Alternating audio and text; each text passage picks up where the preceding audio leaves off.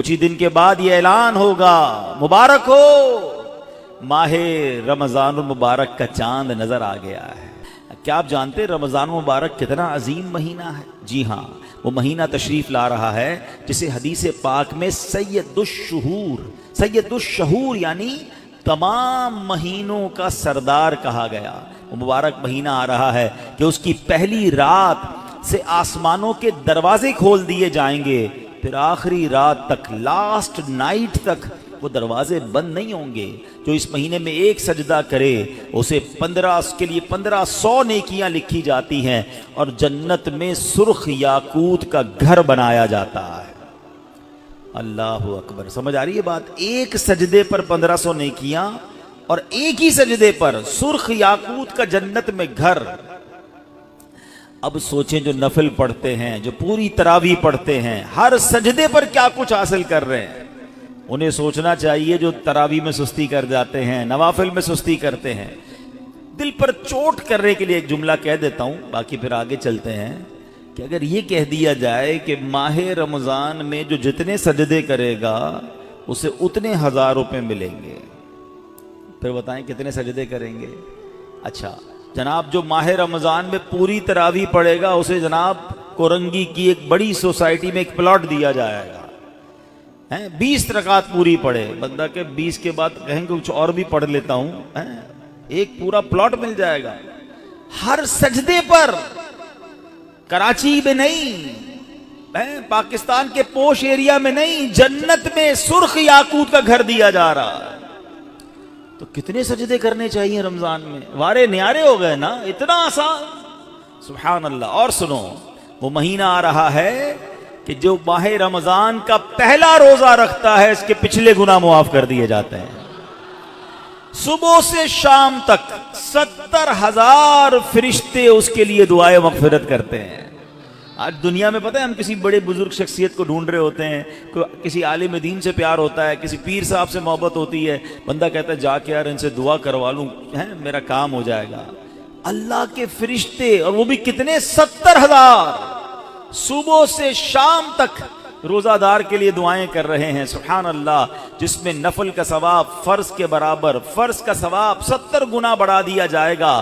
رمضان مبارک کی جب پہلی رات آتی ہے، اللہ پاک اس امت کی طرف نظر رحمت فرماتا ہے، اور جس پر اللہ نظر رحمت فرمائے اسے کبھی عذاب نہ دے گا۔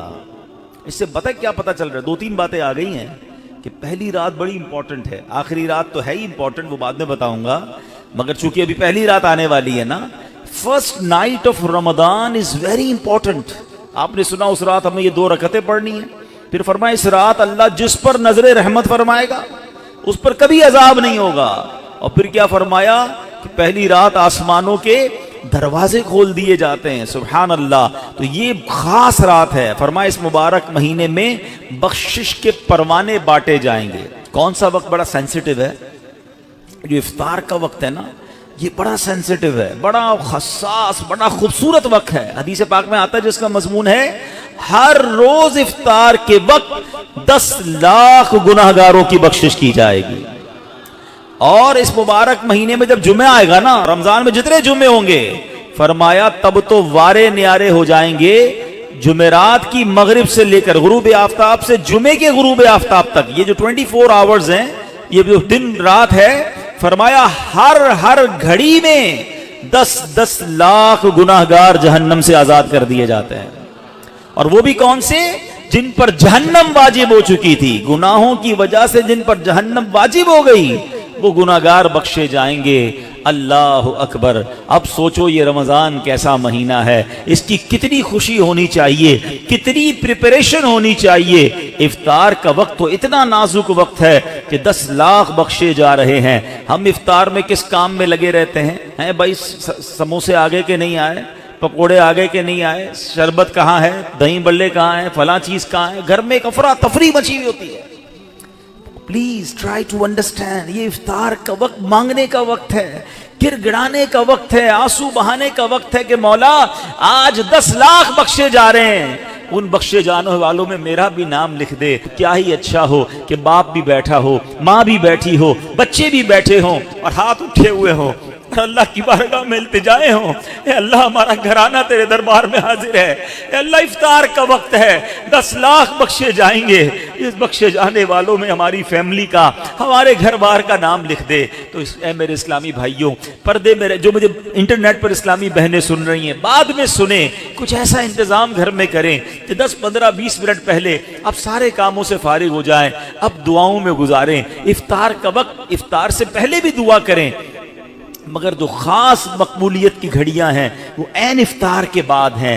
افطار میں لگ جاتے ہیں ہم، کوئی کھجور کھا لی، پانی پی لیا، دوبارہ ہاتھ اٹھائیں، دوبارہ مانگیں، یہ وقت ہے مانگنے کا، یہ قبولیت کی گھڑیاں ہیں۔ اللہ کرے کہ ہم ان لمحات کو پراپر انداز میں، صحیح انداز میں گزارنے میں کامیاب ہو جائیں۔ آپ کے گھر پہ جیسا مہمان آتا ہے آپ ویسی تیاری کرتے ہیں نا، کوئی دور کا مہمان، نارمل مہمان، آپ نارمل سی تیاری کرتے ہیں، اسپیشل مہمان آپ اسپیشل تیاری کرتے ہیں۔ کچھ مہمان ایسے ہوتے ہیں جن کے آنے کے لیے انتظار ہوتا ہے، یقین نہیں آتا وہ ہمارے گھر آ رہے ہیں۔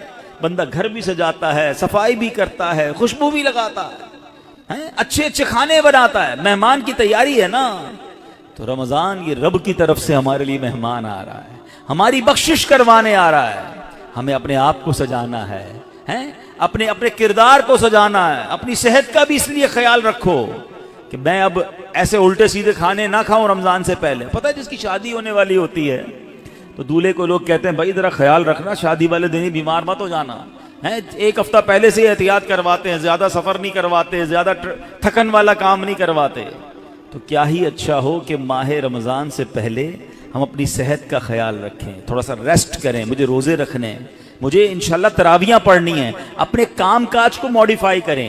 آپ بہت بیزی رہتے ہیں کاروبار میں، نوکری میں، تو کوشش کریں کہ کوئی ایسی ترتیب بنائے کہ میرا کچھ کام کم ہو جائے تاکہ میں روزے رکھ سکوں، میں عبادت کر سکوں۔ ساری زندگی پڑی ہے کام کرنے کے لیے، لیکن عجیب بات پتہ ہے کیا ہے؟ اس وقت 2 قسم کی تیاریاں ہو رہی ہیں۔ ہوں گے کچھ نیک لوگ جو انشاءاللہ عبادت کی تیاریاں، تلاوت کی تیاریاں، خوب روزے، تراویح اور اس کے بارے میں سوچ رہے ہوں گے، مگر کچھ لوگ وہ ہیں جو اس وقت اسٹاک جمع کر رہے ہوں گے، کاروبار کیسے چمکانا ہے، کون سی آئٹم کا ریٹ بڑھ جائے گا۔ وہ کاروباری لوگ پیسے کمانے کی تیاری کر رہے ہوں گے۔ کچھ گھر والے وہ ہوں گے جو یہ سوچ رہے ہوں گے بھئی رمضان میں پکانا کیا ہے، کھانا کیا ہے، کون سی آئٹم لینی ہے۔ رمضان کھانے پینے کے لیے نہیں آتا۔ اچھا ویسے بڑی عجیب بات ہے، ذرا سوچیں آپ کہ ماہ رمضان میں ہم روزے رکھتے ہیں، لاجیکلی تو سمجھ یہ آتا ہے کہ ہمارا وزن ٹھیک تھوڑا کم ہو جانا چاہیے، ہم تھوڑے سمارٹ ہو جائیں، مگر کئی لوگ وہ ہیں جن کا رمضان میں وزن بڑھ جاتا ہے۔ کیوں بھائی؟ اس لیے کہ سحری میں زیادہ کھاتے ہیں، پورا دن روزہ رکھنا ہے، رات زیادہ اس لیے کھاتے ہیں کہ پورا دن روزہ رکھا تھا، پھر 2 بار اور کھاتے ہیں کہ کل پھر روزہ رکھنا ہے۔ تو عام دنوں میں 2 بار کھاتے ہیں، رمضان میں 4-5 بار کھاتے ہیں، اور وہ کھاتے ہیں جو نہیں کھانا چاہیے۔ پورا سال جو چیز نہیں کھاتے وہ رمضان میں کھاتے ہیں، پھر موٹے ہو جاتے ہیں، طبیعت خراب ہو جاتی ہے، گلے خراب ہو جاتے ہیں۔ نہیں، ماہ رمضان تو کم کھانے کا مہینہ ہے، فریش ہونے کا مہینہ ہے۔ لیکن ہمارے یہاں تو فیسٹیول، اگر میں کہوں کسی کو کہ کسی غیر مسلم کو اگر رمضان میں دورہ کرا دیا جائے پاکستان کے مختلف شہروں کا اور کہیں بتاؤ کیا آپ نے دیکھا، تو کہے گا لگتا ہے مسلمانوں کا کوئی کھانے پینے کا تہوار آ رہا ہے۔ کہ میں جس مٹھائی کی دکان پہ گیا وہ رش تھا، جس پکوڑے کی دکان پہ گیا وہ لائنیں لگی ہوئی تھی افطار سے پہلے، اور بورڈ لگے ہوئے تھے سحری آفر، افطار آفر۔ تو لگتا ہے مسلمانوں کا کوئی کھانے پینے کا سالانہ تہوار آتا ہے۔ کتنی عجیب بات ہے یار، جس مہینے میں پورا دن کھانے پینے سے رکنا ہے، اس مہینے میں سارا دن رات کھانے پینے کی باتیں ہو رہی ہوتی ہیں۔ مجھے بتائیں نا، ہم دوست آپس میں ملتے کیا بات کرتے ہیں؟ یار سناؤ آج سحری کہاں کرنی ہے؟ اچھا بھائی افطار کہاں کرنا ہے؟ رات کدھر چلنا ہے کھانے کے لیے؟ ارے بھائی یہ بات کون کرے گا؟ تراویح کدھر پڑھنی ہے آج؟ تلاوت کدھر کرنی ہے؟ تہجد کہاں پڑھنی ہے؟ علم دین کی محفل کدھر سجی ہوئی ہے؟ ذکر و اذکار میں آج بیٹھ کے کدھر کرنا ہے؟ آج مل کے اللہ کی بارگاہ میں گر گڑا کر دعائیں کہاں کرنی؟ یہ گفتگو کیوں نہیں ہوتی؟ ماہ رمضان تو نیکیوں کا اجر بڑھا دیا گیا، مگر دماغ میں ایک ہی بات گھوم رہی ہوتی ہے، یا دوسری آج کل کھیل کود شروع ہو گیا رمضان میں۔ ایسا نہ کریں۔ ماہ رمضان کے کیسے کیسے فضائل ہیں ذرا سنیے گا۔ معراج شریف کی روایات میں ہے، معراج کے دولہ مکی مدنی مصطفیٰ صلی اللہ تعالی علیہ وسلم نے سدرۃ المنتہا کے قریب ایک فرشتہ دیکھا۔ آپ فرماتے لم ار مثلہ، لم ارا مثلہ، یعنی ایسا نرالا فرشتہ میں نے کبھی نہیں دیکھا۔ نبی پاک فرما رہے تو آپ فرماتے ہیں کہ میں نے ایسا نرالا فرشتہ تو کبھی نہیں دیکھا تھا. یہ جب تسبیح کرتا تھا تو اس کی ایسی خوبصورت آواز تھی کہ اس آواز سے عرش بھی جھوم اٹھتا تھا. میں نے جبرائیل سے پوچھا ایو خلقی ھذا، اے جبرائیل یہ کون سی مخلوق ہے؟ عرض کی حضور یہ ایک فرشتہ ہے جو حضرت آدم علیہ السلام سے 2000 سال پہلے پیدا کیا گیا تھا. میں نے پوچھا اس سے پہلے یہ کہاں تھا؟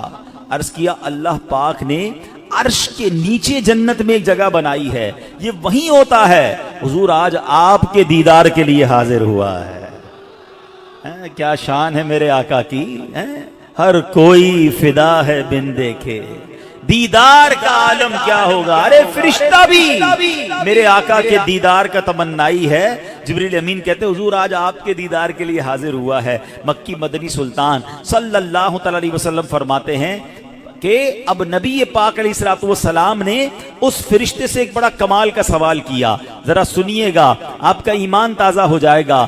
پیارے آقا علیہ الصلوۃ والسلام نے اس فرشتے کو سلام کیا تو وہ تسبیح میں مصروف تھا، اللہ پاک کی تسبیح میں مصروف تھا، اسے سلام سنائی نہ دیا. اب جبریل امین نے اسے کہا ھذا محمد صلی اللہ علیہ وسلم، یہ محبوب خدا جناب رسول اللہ صلی اللہ علیہ وسلم ہے. جب اس نے سنا تو خوشی سے اپنے 2 سبز پر پھیلائے. یہ اتنے بڑے پر تھے جنہوں نے آسمانوں اور زمین کو گھیر لیا. اب اس نے مجھے نبی پاک فرماتے ہیں مجھ سے گلے ملنے کی سعادت حاصل کی، ادب سے بوسہ بھی دیا. پھر عرض کی یا رسول اللہ صلی اللہ تعالی علیہ وسلم آپ کے لیے گڈ نیوز ہے، آپ کے لیے خوشخبری ہے کہ اللہ پاک نے آپ ماہ رمضان کے صدقے آپ کی امت کی بخشش فرما دی. اس فرشتے نے نبی پاک کو خوشخبری عطا عرض کی کہ حضور آپ کی امت کو اللہ نے ماہ رمضان کے صدقے بخش دیا ہے. سبحان اللہ. نبی ہاشمی صلی اللہ علیہ وسلم مزید فرماتے ہیں اس فرشتے کے سامنے 2 صندوق رکھے ہوئے تھے جن پر ہزاروں تالے لگائے ہوئے تھے. میں نے پوچھا ان صندوقوں میں کیا ہے؟ اس فرشتے نے عرض کی ان صندوقوں میں آپ کی امت کے روزہ داروں کے لیے جہنم سے آزادی کے پروانے ہیں. آئے ہائے، ہماری آمد ہماری مغفرت کا انتظام پہلے ہی رب نے فرما دیا ہے. کاش ہم ماہ رمضان کے قدردار بن جائیں. اے گناہ گاروں تمہاری سمجھ لو بات بن آئی ہے، عاصیوں کی مغفرت کا لے کر آیا ہے پیام. جھوم جاؤ مجرموں رمضان ماہ غفران ہے.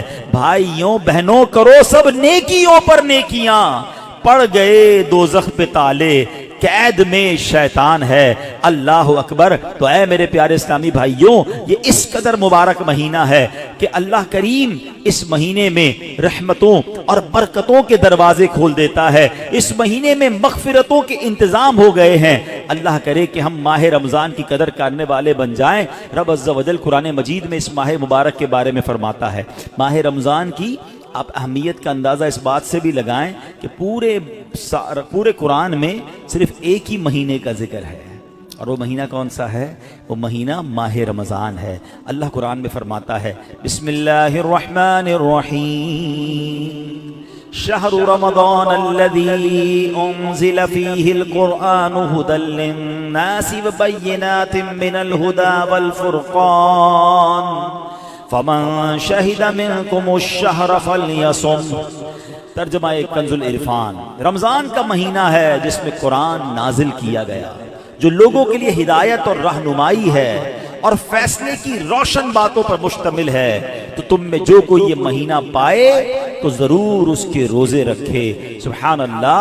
اے میرے پیارے اسلامی بھائیوں رمضان کا مہینہ کیا خوبصورت فرمایا کہ جو اس مہینے کو پائے وہ روزے رکھے. پیارے اسلامی بھائیوں رمضان المبارک کی شان کیسی ہے. یہ مہینے جس کو بھی رمضان ملتا ہے نا اس کو گویا لاٹری لگتی ہے. میں آپ کو واقعہ سناتا ہوں، بہت امیزنگ واقعہ ہے.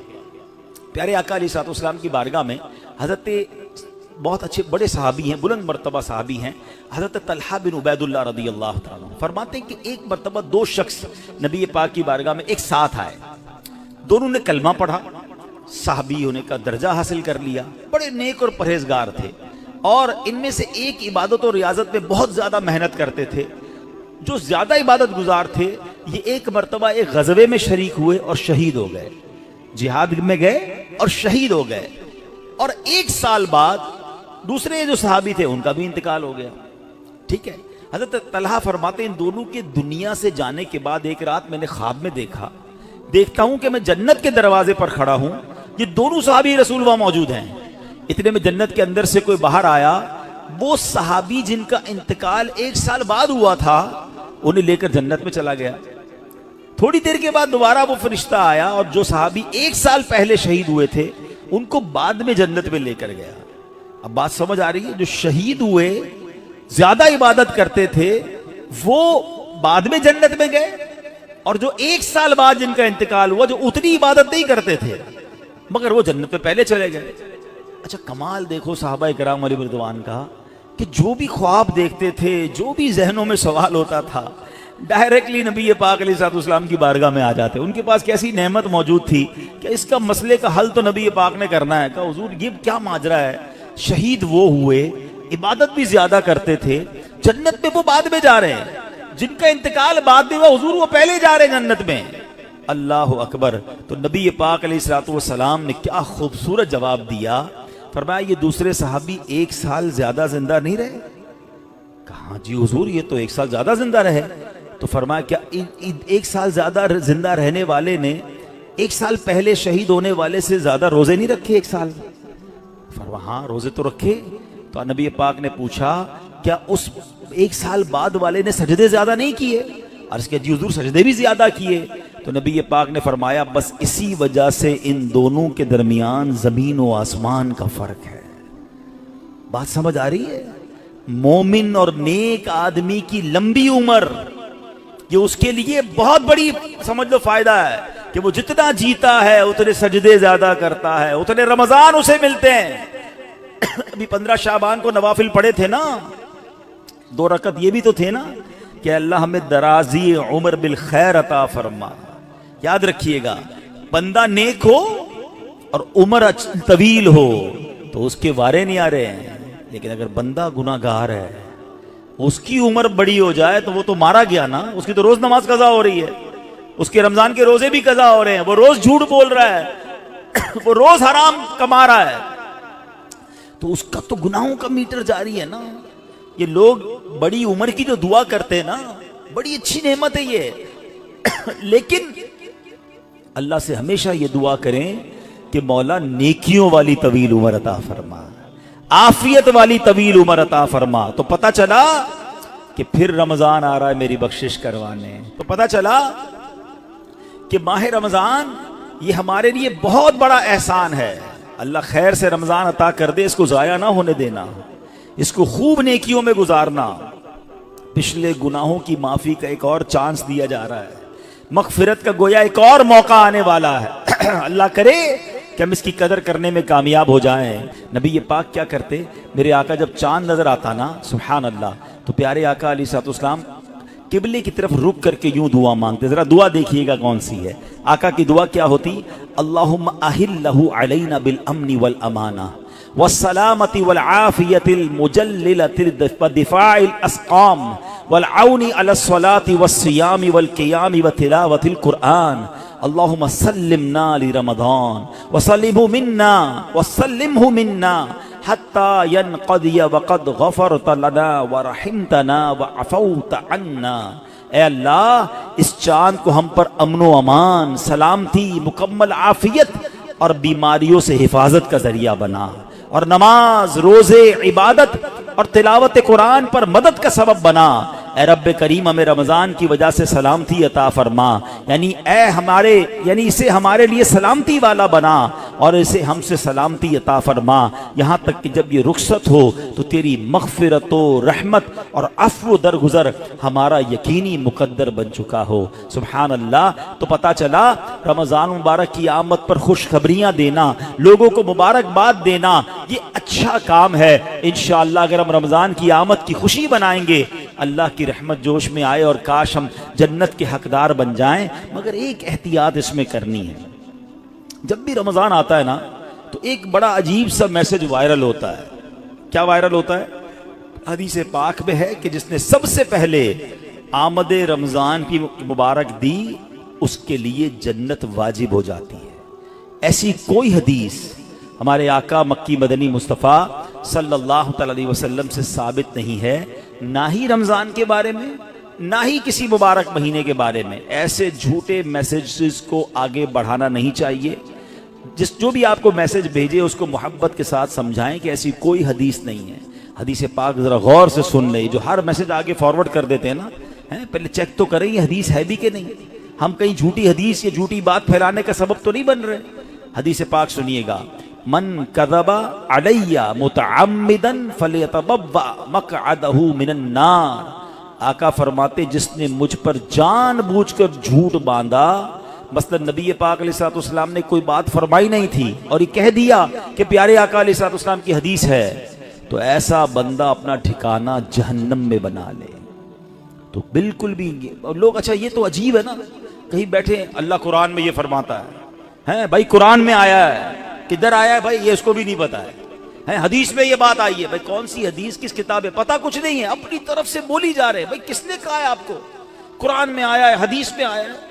آپ کو جو پتہ نہیں ہے، آپ کو یاد نہیں، اتنا سخت معاملہ ہے نبی پاک کی طرف جھوٹ باندھنا ہے، اور آقا نے کیا فرمایا؟ اپنا ٹھکانہ جہنم بنایا۔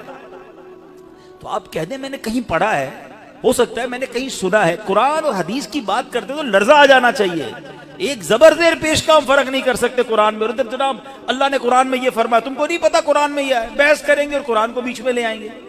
یہ ہماری خواتین بھی بہت کرتی ہیں، تو مہربانی کر کے اسے توبہ کریں، اور ان معاملات میں جب تک آپ کے سامنے، آپ دیکھیں آج کروڑوں لوگوں کی تقدیریں بدلنے والے، لاکھوں ہزاروں حافظ اور عالم بنانے والی شخصیت امیر اہل سنت، نہ جانے کتنی ہزاروں ان کو حدیثیں یاد ہوں گی، کتنی روایتیں اور آیتیں یاد ہیں، مگر آج بھی آپ مدنی مذاکرے میں دیکھیں یہ کیوں، یہ ہماری تربیت کے لیے کہ وہ پہلے قرآن کی کوئی آیت پڑھنی ہے تو لکھا ہوا سامنے لاتے ہیں، حدیث پڑھنی ہے تو پورا پڑھ کے سناتے ہیں، تاکہ ایگزیکٹلی وہی لفظ لوگوں کے سامنے جائے جو نبی پاک کے مبارک دہن مبارک سے نکلا ہے۔ میارے آقا علیہ الصلوۃ والسلام کا ہر وہ لفظ جو نبی پاک کی زبان اقدس سے نکلا ہے، وہ چونکہ چنانچہ جیسا کہ کر کے نہیں، ایگزیکٹلی وہ بیان کرنے کی کوشش کرتے ہیں، اور یہ تربیت ہے دنیا بھر کے دعوت اسلامی والوں، بلکہ میں کہتا ہوں ساری دنیا کے مسلمانوں کے لیے، کہ بات کس کی کر رہے ہو یار، کس کی زبان سے وہ جملہ نکلا ہے آپ کو پتا ہے؟ پوچھو میرے اعلیٰ حضرت سے وہ زبان کیسی ہے، اس کی گفتگو کیسی ہے؟ میرے رضا کہتے ہیں وہ دہن جس کی ہر بات وحی خدا، وہ دہن جس کی ہر بات وحی خدا، چشمہ علم و حکمت پہ لاکھوں سلام، وہ زبان جس کو سب کن کی کنجی کہیں، اس کی نافذ حکومت پہ لاکھوں سلام۔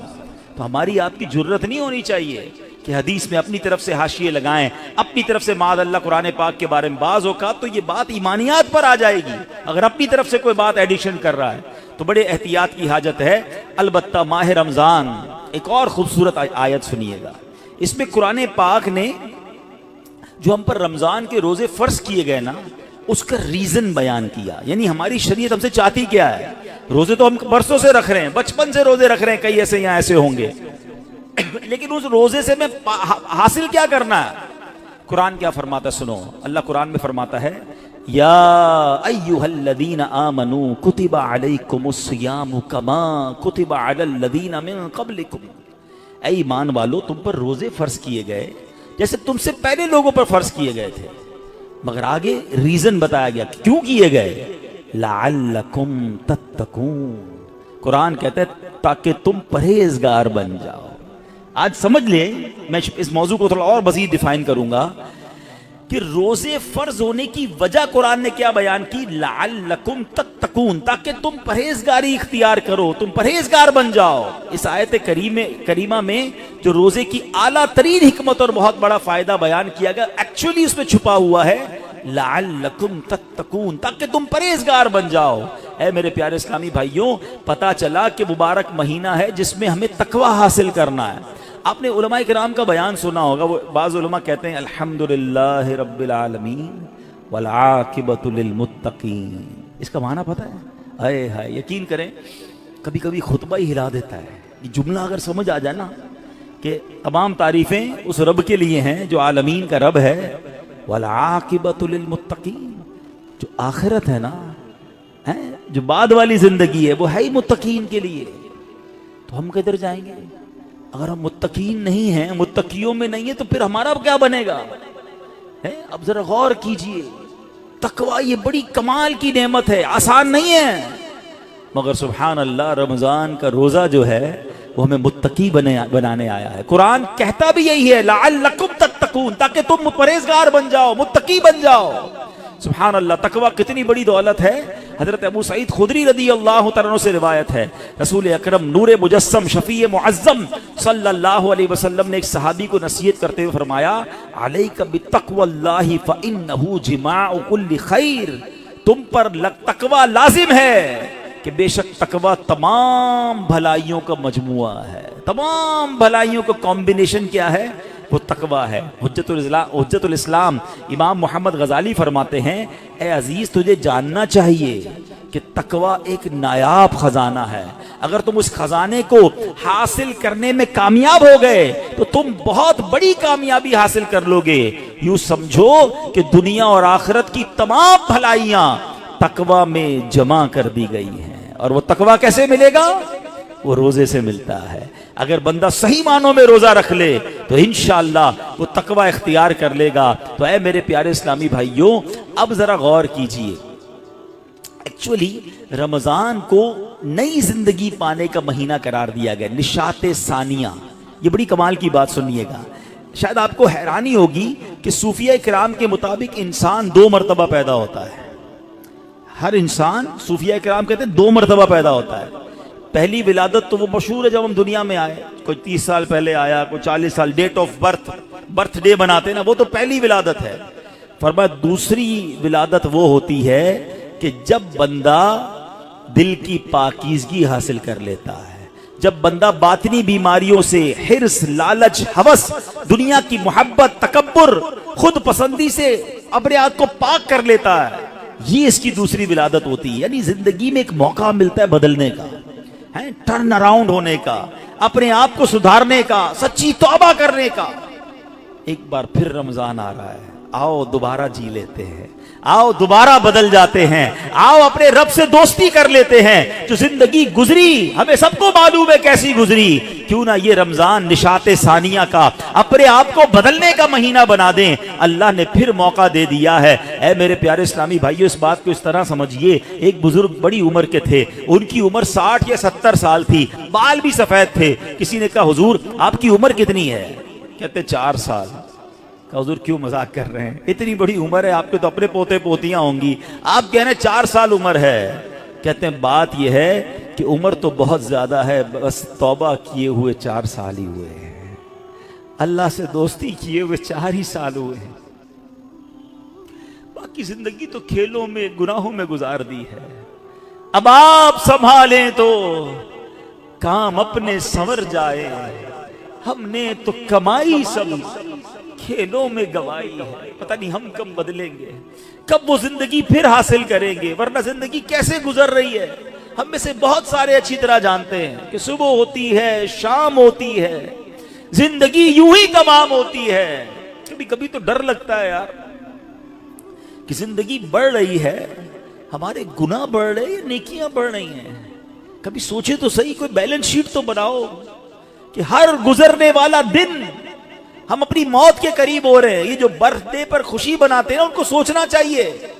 میں نہیں کہتا ناجائز ہے، لیکن جس کی 20 سال کا ہو گیا، 25 سال، 30 سال، آپ سمجھ رہے ہیں آپ آگے بڑھ رہے ہیں، آپ موت کے قریب ہو رہے ہیں. ایک زندگی کا سال کم ہو رہا ہے، ہر گزرنے والا دن ہم قبر کے قریب ہو رہے ہیں.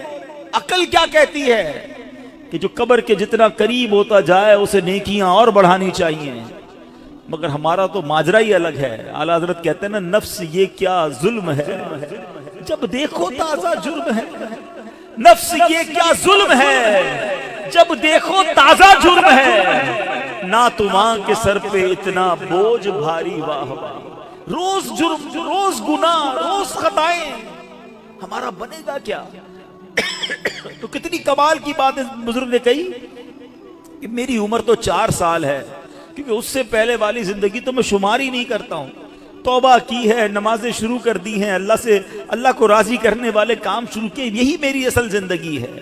تو اے میرے پیارے اسلامی بھائیوں، کاش ہمیں یہ بات سمجھ آ جائے اور ہم توبہ کرنے والے بن جائیں۔ اللہ پاک کے نبی حضرت عیسیٰ علیہ نبینا علیہ الصلوۃ والسلام کا فرمان ہے لن یلج ملکوت السماوات من لم یولد مرتین، یعنی جو بندہ 2 مرتبہ پیدا نہیں ہوتا وہ آسمانی بادشاہت میں داخل نہیں ہو سکتا۔ یہ بزرگوں کے اقوال ملتے ہیں کہ دوسری زندگی کب ملی تمہیں؟ توبہ کے بعد والی زندگی، اللہ سے دوستی والی زندگی۔ اے شراب پینے والو، اے نماز قضا کرنے والو، اے حرام کام کرنے والو، اے چھپ چھپ کر گناہ کرنے والو، اے چوری کرنے والو، اے ڈاکہ ڈالنے والو، اے ماں باپ کو ستانے والو، کب تک گناہ کرو گے؟ آؤ وہ مہینہ آ رہا ہے جس مہینے میں ہمیں رب سے دوستی کرنی ہے، جس مہینے میں ہمارے دشمن، ارے ہمیں بہکاتا کون ہے؟ ابلیس نا، شیطان۔ اسی شیطان کو تو رمضان میں بند کر دیا جاتا ہے۔ کتنا ہمارے لیے کام آسان ہو گیا، بہکانے والا ہی بند ہے۔ اب تو توبہ کر لو، اب تو رب سے دوستی کر لو، اب تو اپنی لائف کو ریوائیو کر کے نشاط ثانیہ ایک نئی زندگی حاصل کر لو کہ چلو اس رمضان سے پہلے والی زندگی دوسری، اور اب زندگی الگ ہے، اب اللہ کی رضا والی زندگی، اب سجدوں والی، اب نماز والی، اب حلال والی زندگی ہوگی۔ آپ نے 2 صحابی کے واقعات سنے، 1 سال زندہ رہے زیادہ، وہ شہید سے آگے بڑھ گئے کیونکہ وہ 1 سال انہوں نے سجدوں میں، نمازوں میں، روزوں میں گزارا۔ ہمارا ہر سال ہمارے نہ جانے کتنے گناہوں میں اضافہ کرتا ہوگا، ہمیں یہ غور کرنا چاہیے۔ اور کاش اب زندگی کو بدلنے میں کامیاب ہو جائیں۔ حدیث پاک میں فرمایا ان لکل شیء بابا وان باب العبادۃ الصیام، بے شک ہر چیز کا دروازہ ہوتا ہے اور روزہ عبادت کا دروازہ ہے۔ تو اے میرے پیارے اسلامی بھائیوں، کاش ہم روزے کی اہمیت کو سمجھیں۔